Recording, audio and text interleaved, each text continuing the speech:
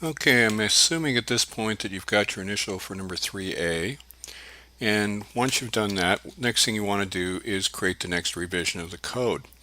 But one of the things you might want to do is keep this revision so you can refer back to it in multiple revisions. And that's fairly easy to do. And let's see how we would go about that. So right now, if you made that final revision, you might want to say save lab2 underscore 2, which is fine. But you also might want to say file, save lab2 underscore 2 as, and give it another name.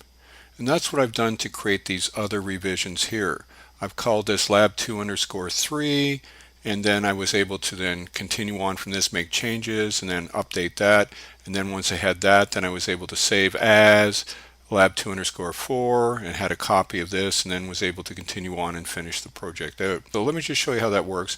If I make this lab2 underscore 2a, for instance, and if I say save, so if I remove that, and that's one thing you have to be very careful of, if we remove, it actually removes it from the project. If we delete, it completely gets rid of it. So I'm just going to remove it from the project, not get rid of it, and then I can say right mouse click add, and then I can say existing item, and I can pick any of the items that we have over here that we previously saved, 2 underscore 3. So I do that. Notice that screen is blank, but if I go over here and double click on the CPP, it brings it up. So let's see what the differences are on this version. Now notice what we've done here. This particular version has the summing going on here. It's got integer sum equals 0, sum plus number square. So it's doing all that stuff in here, and it's still using this index here to just pass numbers into here, and then it's going to print it up. Now let's see what's going to happen when I run that up. So we rebuilt, and notice this time it's a little different. Instead of actually having sum squared 1 and so forth, and adding all these squares together, it's really just remembering just the last thing it did. So if we take a look, let's just back up a little bit. Every time it comes in here, sum only remembers, it forgets every time it comes back, and it only generates sum 16, 16, 25, 25. And that's one of the reasons we wanted to learn about static. So this you have to show for an initial. I think this is 3B. But once you do that, then it's a very quick fix to get the last one. So what we do here is we just go in front of integer and we type the word static.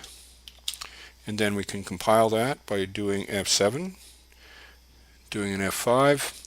And this time, notice there's a big difference as to what's going on here. Because it's static, it remembers every time even though it's coming in here multiple times, every time it remembers exactly where it left off the last time it came in and what sum was. And that's why it's got these sums exactly the way they should be. Without static, as soon as it exits here, it forgets everything, and then it basically starts over again with sum equals 0, sum equals number. But if it's static, it remembers through the whole program. As long as this whole program is active, it remembers exactly what the contents of sum are. If you've got it just as an integer, it forgets every time it goes out and has to restart at sum is 0 and so on. So this is what you should have actually learned about static variables and how they're different.